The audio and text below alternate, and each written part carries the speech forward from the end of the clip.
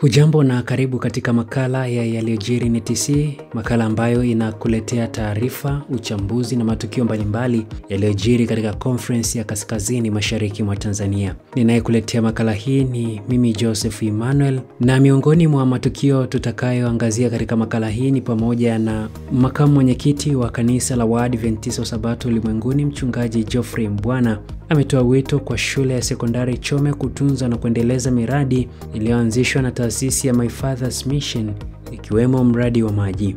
Na shule za kanisa la Waadventista wa Sabato zimetajwa kuwa taasisi za elimu zinazotoa taaluma pamoja na malezi bora kwa wanafunzi wanaosoma kwenye shule hizo.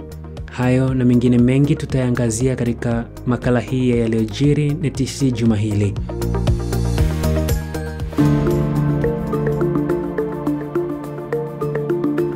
Ninaitwa Dr. Amos Kihedu.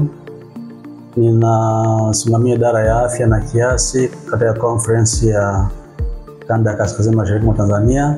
Zahanati ya Makanya ni moja kati ya zahanati kongwe za kanisa la Waadventista hapa Tanzania. Hii zahanati ilianzishwa mwaka 1968 katika mikakati ya kufanya uinjilisti maeneo mapya na maeneo magumu, lakini pia ilikuwa ni kusudi la kufikia maeneo ya umasaini ambayo ndio kazi inafanyika mpaka sasa.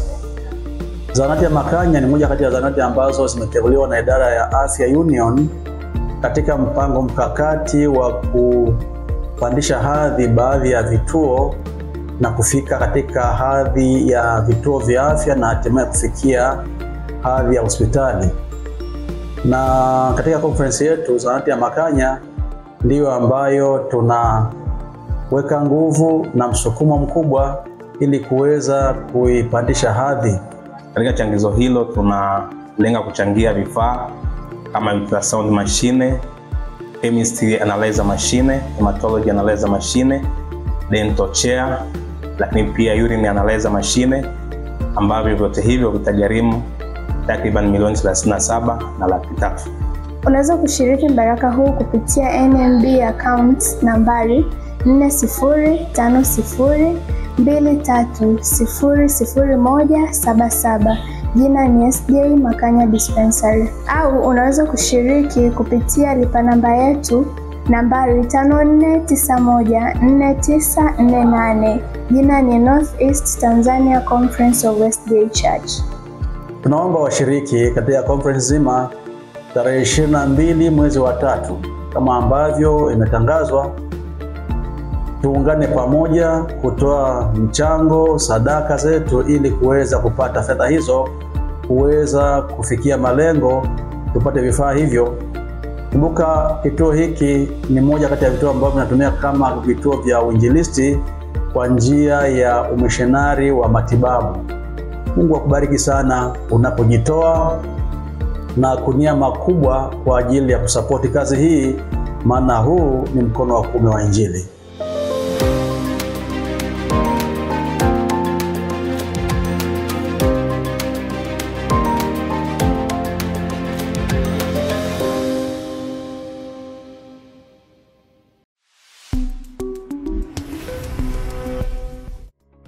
Na sasa tuangazie taarifa mbalimbali tulizokuandalia juma hili. Makamu mwenyekiti wa kanisa la Waadventista wa Sabato ulimwenguni Mchungaji Geoffrey Mbwana ametoa wito kwa shule ya sekondari Chome kutunza na kuendeleza miradi iliyoanzishwa na taasisi ya My Father's Mission, ikiwemo mradi wa maji. Mchungaji Geoffrey Mbwana ameyasema hayo wakati akizindua mnara wa kuadhimisha miaka 20 ya taasisi ya My Father's Mission tangu ilipoanza kutoa huduma za kijamii katika kijiji cha Chome na shule ya sekondari Chome inayomilikiwa na kanisa la Waadventista wa Sabato. Taasisi ya My Father's Mission ambayo awali ilikuwa ikijulikana kama World Health Service, ambayo muasisi wake alikuwa Daktari Richard Bendo, aliyefika katika kijiji cha Chome mnamo mwaka 2005 na kujenga bwalo la shule ya sekondari Chome, kusomesha wanafunzi zaidi ya 160 waishio katika mazingira magumu, kutoa huduma ya matibabu ya macho na meno, pamoja na kuleta mradi wa maji kutoka msitu wa Shengena hadi katika shule hiyo na kusambazwa kwenye kijiji cha Chome na kufanya kazi ya uinjilisti kwenye maeneo ya umasaini. Kusema kushukuru ni kuheshimu walivyotupatia kuvidumisha walivyovifanya na kuviendeleza. Kwa hivyo maneno haya hayatakuwa shukrani. Vitendo vyetu baada hapa ndivyo vitakuwa shukrani. Na naomba niweke changamoto hii mbele. Tuikubali, tuichukue, tuheshimu tulichofanywa. Na nawaahidi tukikiheshimu Mungu naye atatuheshimu. Tusifanyie uzembe, ni baraka Mungu aliyotupa. Wachome mliopo wenzangu, naomba ujumbe huu ufike kwa wachome wote. Amen. Na ndugu mchome, utakaposikia ujumbe huu, kuna clips utakazotumiwa, zitawanye kwa mchome yeyote unayemfahamu. Mwambiwe tuna mwenge wa kuwasha, usizimike, na njoo tuungane. Na naamini siku moja tutasimama kwa machozi hapa. Sikusema tu kwamba Mungu ameturejea, kwa kweli utukufu wa Mungu uko mahali. Amen. Kwa hivyo maneno haya machache na yawe mwaliko kwa wachome, lakini hasa kwa marafiki zetu My Father's Mission. Kwa upande wake mwenyekiti na mtendaji wa taasisi ya My Father's Mission, Doug Bendo, amesema miradi hiyo imetekelezwa na zaidi ya wafadhili 113 kutokea nchini Marekani chini ya familia ya Richard Bendo, ambaye ndiye alikuwa muasisi wa kwanza wa taasisi hiyo na muasisi wa kuleta ufadhili katika kijiji cha Chome. But I'm very happy to take this recording and accept the thank you and take it back and show this to the rest of my group. Nafurahi kupokea shukrani hizi ambazo zinarekodiwa ili nizifikishe kwa marafiki zangu kule ninapotoka. We talked about mission earlier. We often think of mission as going far away. Kama ulivyozungumza hapo awali kwamba juu ya utume, na ndicho kitu hasa ambacho kinapaswa kwenda maeneo mengi, hasa yale ya mbali. You students can be a mission right here in Chome. Ninyi wanafunzi wenyewe mnaweza kuwa wa missionary hapa hapa Chome. There's people that live right here. Wale watu wanaoishi mahali hapa, just be a neighbor. Unaweza kuwa hata jirani tu mwema. Mchungaji mstaafu wa kanisa la Waadventista wa Sabato, mchungaji Krichi Kinyongo, ameeleza jinsi walivyonufaika na ujio wa misionari hao katika milima ya Upare, eneo la Chome. Pale Mtwana walijenga kanisa kwa 90%. Na wakati inasimamia lile kanisa, Dr. Bendo ambaye ni baba yake huyu bwana alinitumia ujumbe kwamba nisitafute fundi wa kufanya wiring kwa sababu fundi wiring anakuja. Aliyekuja kufanya wiring ni huyu rafiki yangu. Na lile kanisa alifanya wiring si zaidi ya masaa 3. Aidha, mchungaji Geoffrey Mbwana pamoja na viongozi wengine walitembelea miradi mingine inayoendeshwa na shule ya sekondari Chome, ikiwemo mashamba, mashine ya kusaga mahindi na kuahidi kukarabati madarasa na mabweni ya shule hiyo. Shule za kanisa la Waadventista Sabato zimetajwa kuwa ni taasisi za elimu zinazotoa taaluma pamoja na malezi bora kwa wanafunzi wanaosoma kwenye shule hizo. Hayo yameelezwa na mwakilishi wa mwenyekiti wa bodi ya shule ya sekondari Suji, Faraja Tweve, katika mahafali ya 25 ya kidato cha 6 katika shule hiyo. Kuja sehemu hapa haujakosea. Umekuja sehemu sahihi. Hata wazazi hamjakosea kuwaleta watoto wenu katika Suji sekondari. Tunaona risala zimetolewa na wanafunzi kwamba wanajitahidi kuwa maadili, wanafundisha vipindi vya dini, wanafanya vitu vizuri. Vyote hivi vinatujenga katika maadili. Unaweza kumpeleka katika shule za duniani huko kwingine, anaweza kasawa akapata division 1 ya point 3, lakini katika maadili yake huko anafanya nini? Hata hivyo, katibu wa Conference ya Kaskazini Mashariki mwa Tanzania na meneja wa shule, mchungaji Kajiru, ametoa wito kuzitumia shule za kanisa la Waadventista Sabato kwa malezi ya watoto. Ila pia nitawapa changamoto wazazi na waumini kwa ujumla. Sisi nasi tuziseme vizuri shule zetu na uchungu na vya kwetu. Kwa upande wake, mkuu wa shule hiyo Mwalimu Okelo amesema shule hiyo imeanza kutekeleza mpango wa serikali wa uanzishwaji wa masomo ya amali. Hivyo shule hiyo inaendelea kufanya vizuri kitaaluma katika mitihani ya kitaifa. Pamoja na mengi niliyoeleza hapa juu, shule yetu imefanikiwa kwa mwaka huu kuitikia wito wa serikali katika swala zima la uanzishaji wa masomo ya amali. Ndani ya wanafunzi nadhifu walio mbele yako kama ulivyoona, ni kuhakikishia kwamba wapo walimu ndani yao, wapo madaktari, wapo wanasheria, wapo wahasibu, wapo warubani, wapo wachungaji, na hata hivyo wapo wafanyabiashara wakubwa na wataalamu mbalimbali wa kada nyingi watakaoisaidia kwa weledi na kasi maendeleo ya kanisa na nchi kwa ujumla. Aidha, wakati wanafunzi wakisoma risala yao, wamesema wako tayari kujibu mitihani hiyo kwa kuwa wamejiandaa vizuri katika masomo yao. Ndugu mgeni rasmi, ukiweka kando changamoto tulizozipata kutokana na maarifa na ujuzi tuliopata kwa walimu na walezi wetu, tunao ujasiri wa kuthibitishia kuwa tupo tayari kupambana na kukabiliana na mtihani utakaoanza mnamo tarehe 5 mwezi wa 5 2025. Miezi miwili kwa mtoto anayejituma, ambaye amekwisha soma vitu vingi kwa miaka hii miwili, ni miezi ya kufanya revision ya hali ya juu, na akabadili mtazamo wa kila mtu na akafanya maajabu hata kwa walimu mpaka shangaa.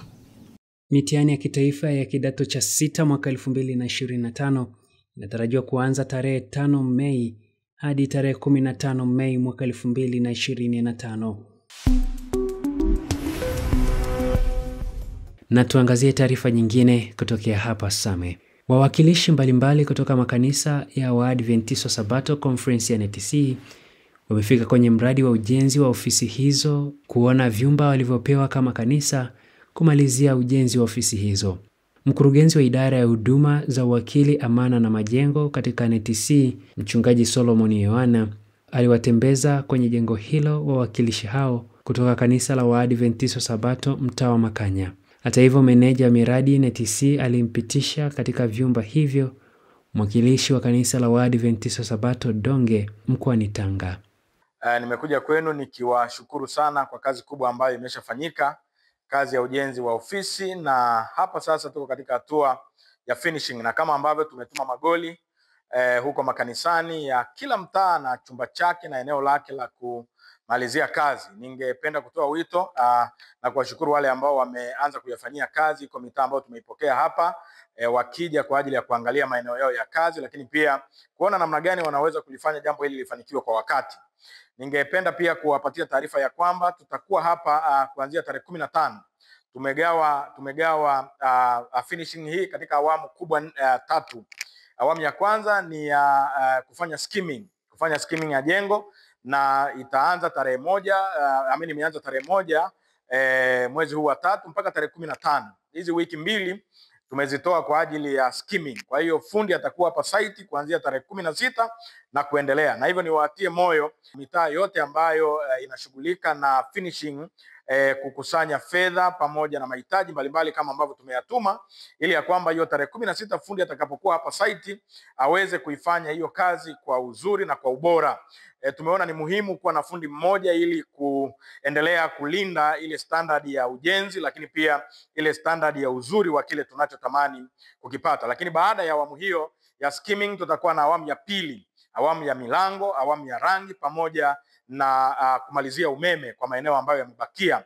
Na baada ya awamu hiyo tutakuwa na awamu nyingine ya 3 ya tiles. Sasa baada ya tiles tutahamia nje na kukamilisha jengo letu, na mwezi wa 6 kwa neema ya Mungu tutakuwa tukikabidhi ufunguo. Mungu na wabariki. Ninawatia moyo, karibuni NTC, karibuni kumalizia kazi ya ujenzi. Asante sana. Tumetamani kuja kuona kile ambacho karibuni tunaanza kutekeleza. Wazee wamejiridhisha, wameona kazi inavyoendelea na wametiwa moyo na wako tayari kuanza kwa kazi hii. Hivyo basi hata ingine tunahamasisha waweze kujitoa kwa ajili ya kazi ambayo muda sio mrefu hii kazi inahitaji kukamilishwa. Ninashukuru kwa ukaribisho huu wa pekee kwa ajili ya kuja kushuhudia eneo letu la Makanya baada ya mgawanyo uliofanyika. Sisi kama wajumbe ambao tumetumwa kwa ajili ya kudhibitisha eneo hili, tumerithishwa na kufurahishwa sana na hatua ambayo imefikia. Kwa kweli viongozi walioko hapo wabarikiwe sana, maana tukitoka hapa tunaenda kukutana na wenzetu ili tuone ni namna gani hili eneo ambalo linatuhusu tukaweza kulifanyia kazi limalizike kwa wakati wake. Tumekuja hapa kuona sehemu yetu tuliokuwa tumepangiwa kwamba nini cha kufanya, na bahati nzuri tumekuja, mchungaji ametuonyesha tunachokuwa tukifanya. Kwa maana hiyo ninarudi kuwaeleza washiriki wenzangu kwamba tuendelee tukafanya hii kazi. Naamini kwamba kwa sababu walitutuma, sehemu yetu tutakuwa tumeisimamia, lakini nawahamasisha na wengineo wengi waliopewa nao waweze kuja waone kwamba ni nini wanachoambiwa. Lakini mimi niipongeze conference kwa hatua aliyofikia. Ninashukuru vile vile kwa ajili ya Mungu kunipata nafasi hii ya kuweza kufika eneo la jengo letu. Najua watu wengi wanasikia tu na kuona katika picha, lakini mimi nimehakikisha mwenyewe lile la kwa picha ndio linatukaribisha, lakini kwa kuona kwa macho ni waalike wengine ambao nao hawajafika, hebu wapate nafasi waweze kufika katika eneo hili. Kwa kweli inatia moyo, kwa kweli inatupa kujiringia kwa Mungu wetu, maana kazi kwa ujumla imefanyika. Na natoa pongezi kwa washiriki wote wa conference, kazi walioifanya tena kwa kipindi wala si kirefu. Wamefanya kazi kubwa ambayo inasababisha hata wengine wajiulize. Ndio ile tunasema hakika kuna Mungu katika Israeli. Kwa hivyo mimi nimeshuhudia kwa macho yangu hatua iliyofika. Hebu tushikamane tena, tuingie katika finishing ili ofisi hizi zifanye kazi. Mungu atatukuzwa, Mungu tutamshangilia kwa jinsi alivyotukomboa na kwa jinsi alivyotubariki. Huu ni ukombozi. Ofisi zilikuwa katika nyumba za kawaida, lakini leo tumepata jengo ambalo wakurugenzi wote wanapata ofisi, tena za kutosha, sio za kubanana, zenye nafasi. Kwa kweli tumefanya jambo ambalo conference nyingine huenda zikaja kujifunza. Mungu awabariki sana watu washiriki wa mtaa na wa conference hii ya Kaskazini. Wamefanya kitu ambacho kila mmoja anashangaa. Hata mimi mwenyewe ambaye nilikuwa natoa michango nimekuja nimeshangaa.